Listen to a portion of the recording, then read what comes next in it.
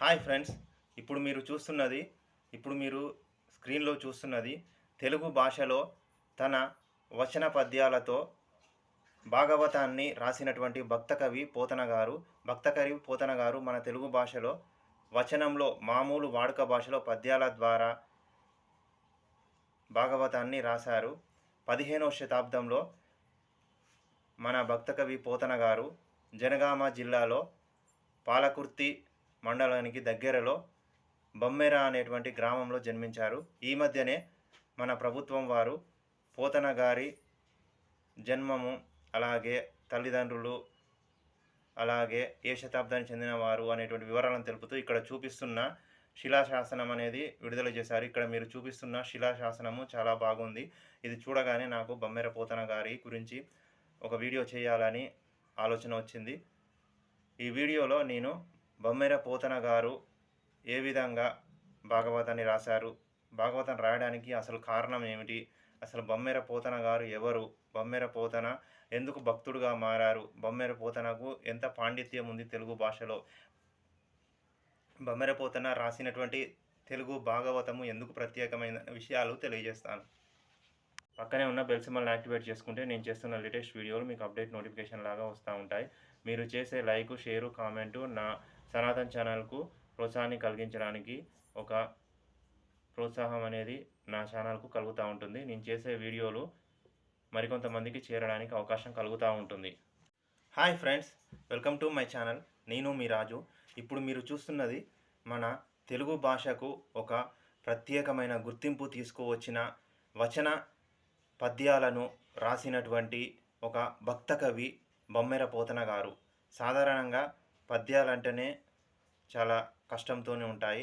అలాంటి పద్యాలను కూడా గ్రంథ భాషలో కాకుండా మామూలుగా వాడుక భాషలో మాట్లాడే మాటలతోని వచనంలో పద్య రూపంలో కాకుండా సాధారణ మాటలతో, చిన్న చిన్న మాటలతో తన మామూలుగా ఉన్నటువంటి కవి పాండిత్యాన్ని, మామూలు కవి పాండిత్యంతో వచన పద్యం ద్వారా తను తెలుగులో గద్య పద్యాలు అంటే వచనంలో ఉన్నటువంటి పద్యాలను రాసి ఒక భక్తుడుగా మారి తాను భాగవతం అనే శ్రీకృష్ణుని పూర్తి అవతారాలను, శ్రీకృష్ణ అవతారంతో సహా విష్ణుమూర్తి యొక్క 10 అవతారాలను, శ్రీకృష్ణ లీలలను గురించి వివరించినటువంటి మన తెలుగు భాషకు గర్వకారణం అయినటువంటి మన బమ్మెర పోతన గారు జనగామ జిల్లాలో పాలకుర్తి దగ్గరలో బమ్మెర అనేటువంటి గ్రామంలో జన్మించారు.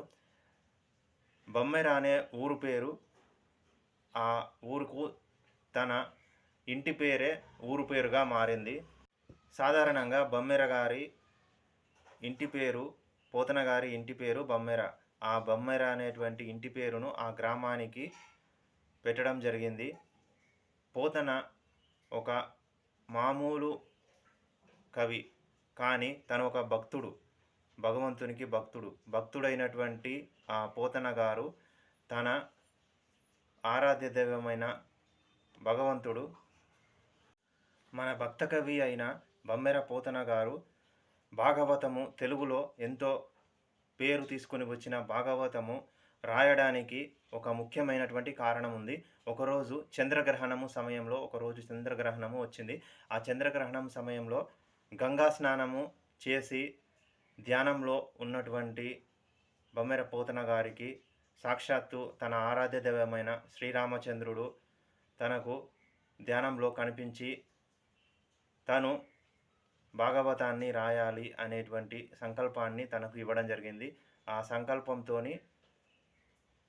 మన భక్తకవి బమ్మెర పోతన గారు భాగవతాన్ని రాయడం జరిగింది. సంసార బంధాల మీద ఎక్కువగా మనసు చలించిపోకుండా తటస్థమైనటువంటి మనసుతో, నిశ్చలమైనటువంటి మనసుతో భాగవతంలో పూర్తిగా శ్రీ మహావిష్ణువు 10 అవతారాలు, అలాగే శ్రీకృష్ణుని లీలా వినోదాలు, ఈ 12 స్కందాలు ఈ పోతన భాగవతంలో ఉన్నాయి. ఈ 12 స్కందాలలో 10వ స్కందము చాలా ముఖ్యమైనది. 10వ స్కందంలో శ్రీకృష్ణుని లీలా వినోదాలను వివరించడం జరిగింది. శ్రీకృష్ణుడు జన్మించినప్పటి నుంచి తను అవతార పరిసమాప్తి వరకు చేసినటువంటి లీలా వినోదాలు, ధర్మ ప్రతిష్టాపన, దుష్ట శిక్షణ ఇవన్నీ కూడా చాలా వివరంగా వివరించడం జరిగింది. 10వ స్కందము చాలా ముఖ్యమైనది ఈ భాగవతంలో. మన పోతన గారి భాగవతము ఏ విధంగా ఉంటుంది, ఎంత తేలికగా ఉంటుంది, మామూలు పండితులు కానటువంటి మామూలు ప్రజలకు కూడా అర్థమయ్యే విధంగా ఏ విధంగా ఉంటుంది అనే ఒక చిన్న పద్యాన్ని నేను వివరిస్తాను. ఈ చిన్న పద్యము దశమ స్కందంలో శ్రీకృష్ణుని లీలా వినోదాలను వివరిస్తున్న దశమ స్కందంలో ఉంది. శ్రీకృష్ణుడు మన్ను తిన్నావా అని తల్లి యశోద అడిగినప్పుడు నేను తినలేదు అని చెప్తున్నటువంటి సమాధానం ఈ విధంగా ఉంటుంది. ఇది చాలా బాగుంటుంది, చూడండి.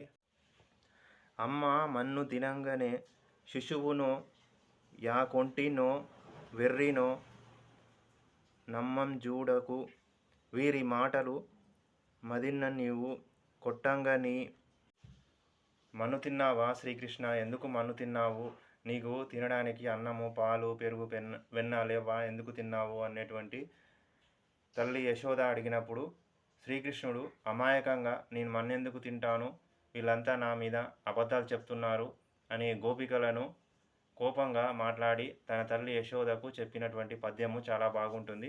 మీరు కూడా వీలైతే ఈ పోతన భాగవతాన్ని చదవండి. అందులో పోతన భాగవతంలో 10వ స్కందము దశమ స్కందము చాలా ముఖ్యమైనది. దశమ స్కందంలో శ్రీకృష్ణుని లీలా వినోదాలు చాలా బాగుంటాయి. అలాగే ఈ వీడియో మీకు నచ్చితే మీ ఫ్రెండ్స్ అండ్ ఫ్యామిలీస్కు షేర్ చేయండి, లైక్ చేయండి, మన సనాతన్ ఛానల్ సబ్స్క్రైబ్ చేసుకోండి, పక్కనే ఉన్న బెల్ సింబల్ని యాక్టివేట్ చేసుకోండి. పక్కనే ఉన్న బెల్ సింబల్ని యాక్టివేట్ చేసుకుంటే నేను చేస్తున్న లేటెస్ట్ వీడియోలు మీకు అప్డేట్ నోటిఫికేషన్ లాగా వస్తూ ఉంటాయి.